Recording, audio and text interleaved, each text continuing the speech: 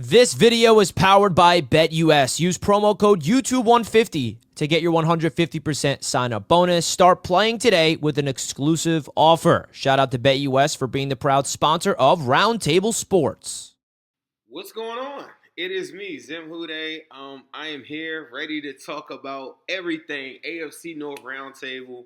I appreciate y'all taking out the time out of your holidays to check in with the rest of the panel.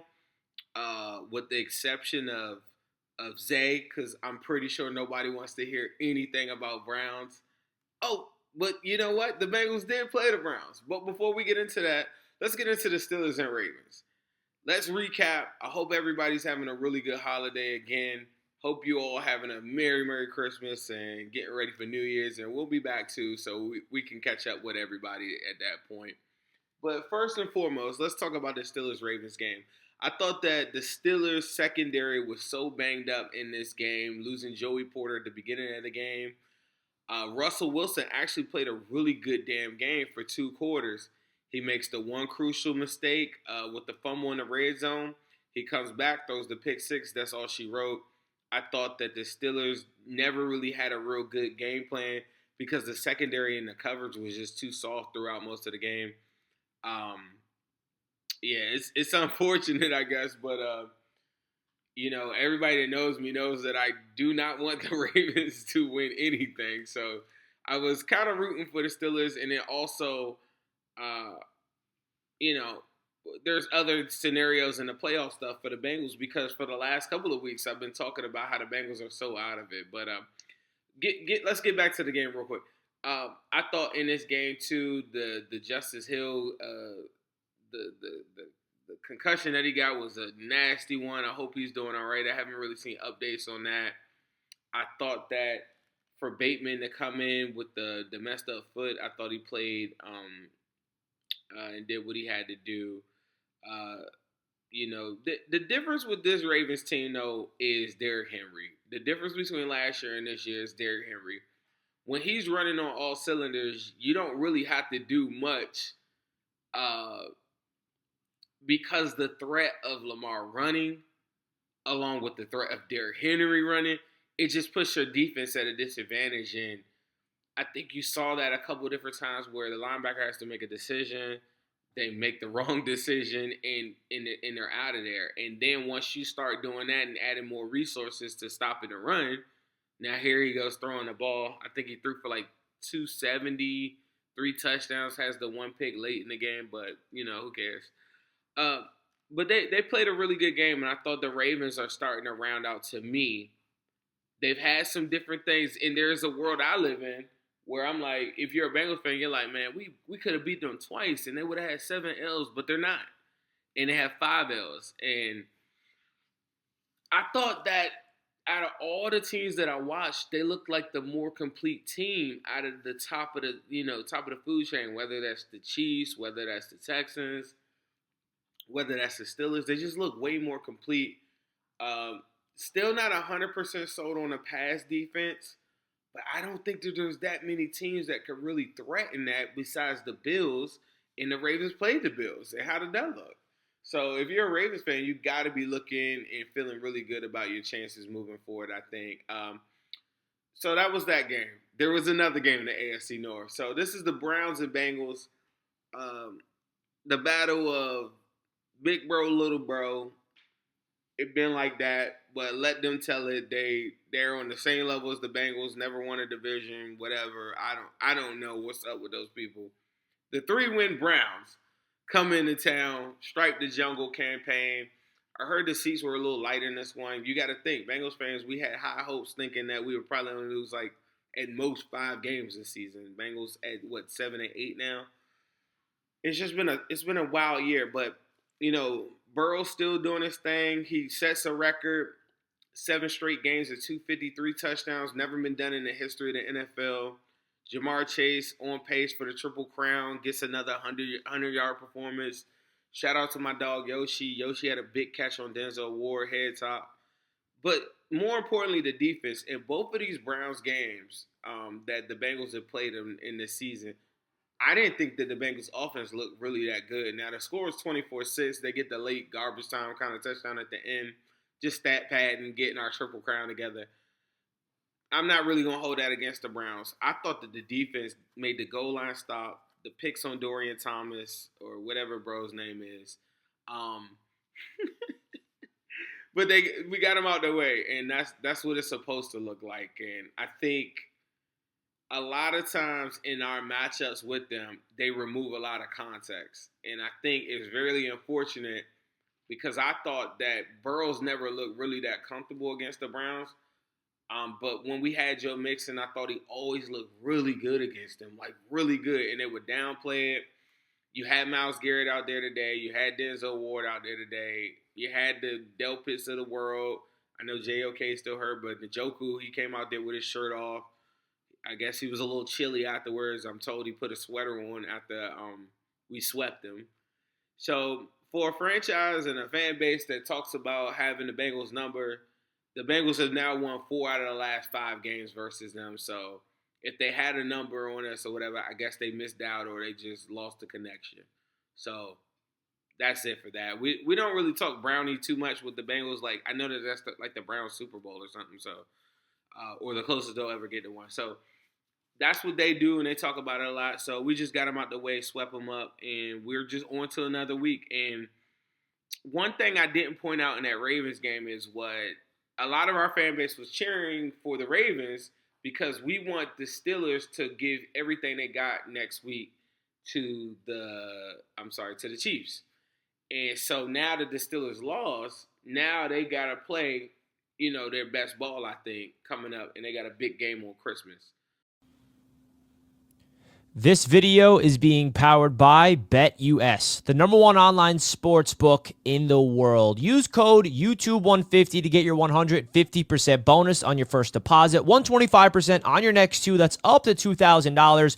We got Christmas football this week, folks. The Chiefs and Steelers and the Ravens and Texans. If you guys want to take advantage of the BetUS code YouTube150 to make your bets right here, go to betus.com.pa. We also got all the other games this week. Make sure you guys check out BetUS. They got player prop bets, same game parlays, you name it. All right, so big time shout out to BetUS. Please bet responsibly. The proud sponsor of Roundtable Sports.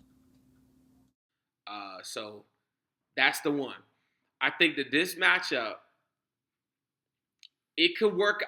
I really, in this matchup, I noted, a lot of this is just my bias towards I need the Chiefs to lose. And the reason why I need the Chiefs to lose is because on the last week of the season, the Bengals want the Broncos to play the Chiefs at full speed with all of their players. So it has nothing to really do about the Chiefs, so to speak. It's more about the Bengals' agenda against the Broncos in our quest to get into the playoffs. But I think the Steelers in this matchup, so the Chiefs don't score. There are matchups in the playoffs that I think that do work in the favor of the Steelers. And this is one of the matchups. I thought that the Texans, who we're going to talk about in a second, I thought that they would have had a better matchup, but Tank Dell going out of their matchup is really going to hurt now. But I will say this, though. In their matchup, the Steelers, for a primarily defensive team and a team that can get after the quarterback, I don't think that the Chiefs have the tackle play to stop the Steelers for 4 quarters. It's going to be a lot of holding. It's going to be a lot of blatant, whatever, because I just don't think that the Chiefs can block the Steelers. I don't. I think that the Steelers are the one team up front and in the interior that can really kind of match up with them too. Because there are not that many teams that can match up with the interior of the Chiefs. And this is a rare matchup where up front, I like what they got. I also like the George Pickens matchup if he does play, which I think he does. And I think the opportunity to throw a deep ball to Mike Williams, you also have to account for Calvin Austin now. I think that the Steelers can pull this game out. And the Chiefs, to me, throughout the season, haven't been a high-octane offense. And what happens when you're not and you're struggling to get points, and Mahomes has played a lot better recently, too. But when you're struggling to get points, this isn't the type of team that I think you want to play. And the way that Tomlin plays is a lot like what the Chiefs are going to do. They're going to give you a lot of holding calls. They're going to give you a lot of holding stuff, and they're going to dare the refs to call it. And I think Joey Porter Jr. could be picked on a lot as far as like pass interference or something. But I think his matchup, I will put him on D-Hop. And I think that that's a good matchup for him, and I think he'll lock that up. Because he doesn't have the long speed that he used to with D-Hop, and I don't think D-Hop doesn't want somebody to get that physical. I think the matchups all around that game. Now, schematically, I know Andy Reid's going to call some stuff. I think the moonball of Russell Wilson, he needs to air it out a couple times. And I think he needs to do some things like he did early in that Ravens game, and I think they could pull that one out. I just don't believe that. I think there are like 3-4 teams. Had the Texans had a healthy Tank Dell, that was another team I thought could beat the Chiefs. Also, the Bills could beat the Chiefs because of the firepower. There aren't that many teams defensively that I think could give the Chiefs problems, but the Steelers are one of them. The Ravens can pose a little bit of problems here too, but I think Mahomes, like, passing on them, I'm not 100% sold on the Ravens, like, pass defense. Okay, so that's that game. The next game I'm going to get into, let's go Browns and Dolphins. So in the Browns and Dolphins game, another one where I need the Browns to win this. With DTR, there is no way that they can beat anyone. The Dolphins boast the 5th best run defense in the National Football League. I don't think Ford or anybody gets into this game. I think the Dolphins win this game easily. I'm really more so banking on the Dolphins losing. The following week, they would have to lose to the Jets, and I think the Jets can do something with them. Monner and Chen, I think Sauce Gardner got hurt, but we'll see. Yeah, I don't believe in the Browns at all. I think the Browns are going to have like maybe the number 1 or number 2 pick in this draft. Like I don't see them getting. I don't know who they play the following week, but they're not beating the Dolphins. The Dolphins are playing pretty decent ball right now, and I think that their run defense is going to put them in a bad spot. Unless the Browns go and play Jameis Winston, they don't have a shot. DTR is garbage. Let's get back to the Bengals. So the Bengals have a big game, with the Broncos. The Bengals open up as a 3.5 favorite at home. This is a Saturday game. The Bengals season is on the line. They have an opportunity, small chance to get into the playoffs if they win this game. If they can win this game, then there's some things that have to happen in their favor. Colts need to lose 1. Dolphins need to lose 1. And then you got the Broncos losing again the following week to the Chiefs. That's the scenario where the Bengals could get in. It's not that crazy far-fetched. The Dolphins, we were really banking on them losing to the 49ers this past week.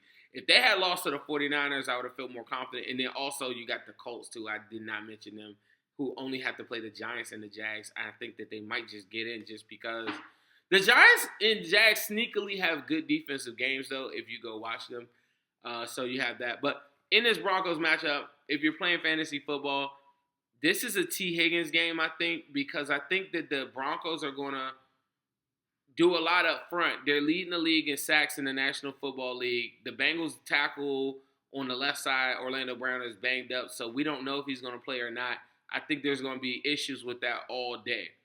I do, however, think Burrow's on fire and playing some of the best football he's ever played. He's coming off another 3-touchdown, 275 game. I think he could do the same thing again. The difference, though, I think in this one, though, is T. Higgins. I think they need to get more vertical with him down the field and stop just throwing just straight crossers and tough catches or whatever. Get him stretched down the field, and I think that'll help them out a lot, too. The reason why I'm saying no Chase in this one is because he's going up against what I think is the best cornerback in football. I think Chase will have targets, but you don't want to throw out routes and a bunch of stuff to Surtain. Maybe get him out open field. Surtain still is a very underrated tackler as well, too. So I think that might make Chase maybe 60, 80-yard game for him this coming week. But I think T. Higgins, Yoshivas, Gesicki, and guys like that have an opportunity to make some plays, too. So that's what I think. I think the Bengals win this game, though. They win it by a field goal. We're still trying to figure out, like, the field goal stuff. Cade York hit a 59-yard field goal. Bit of fool's goal. We don't know. I don't know. But I do think that luck and the football guys are now in the Bengals' favor, and I think they're going to pull it out. or pull out this game. So that's my whole assessment on all the games this week. I hope I didn't miss anybody. Let me just make sure before I close this thing out. Let me just make sure, because I did talk about the Ravens and the Steelers game, and then the one game I don't think I talked about, though. Did I talk about the Steelers? Probably should just edit this part out. Yeah, Steelers and Chiefs. I talked about that one. Oh, I didn't talk about the Ravens and Texans. That's the one. The Ravens and Texans game, I think that the Ravens can 100% dominate this game. I do think that the Texans have a sneaky fast defense. Their linebacker core goes sideline to sidelines. The Ravens open up as a 5.5 favorite in this game with the Texans at home. Stroud losing Tank Dell. He still has Robert Woods, but it's just not enough. I think Wiggins is going to be matched up with Nico Collins. They'll probably give him help as well, too, which is not good for him. I think they'll probably finally get Kyle Hamilton some opportunities to even blitz and go at C.J. Stroud. Mixon going up against this, like, he hasn't been running effectively lately, and Ravens boast one of the best run defenses in the NFL. I just can't see it. I don't know. I don't have them getting this one. I got Ravens with this one, which puts a lot of pressure on the Steelers, man. The Bengals and the Steelers going for the last week of the season is going to be a big game. That's going to have a lot of playoff ramifications. And it's crazy because the Steelers hurt the Bengals so bad with that game early in the season when it put them pretty much like in this weird spot where they're almost out of contention. Happy holidays. I appreciate you all. Houday, AFC North Roundtable. Shout out to BetUS and appreciate all of the viewers as always checking us out. Make sure you like, subscribe, and send this to somebody else and let them know that we are doing great work over here. Hope y'all like my assessment on these games. It is a little weird without the fellas here. Shout out to the gang. We'll talk to you soon. This video is powered by BetUS. Use promo code YouTube150 to get your 150% sign-up bonus. Start playing today with an exclusive offer. Shout out to BetUS for being the proud sponsor of Roundtable Sports.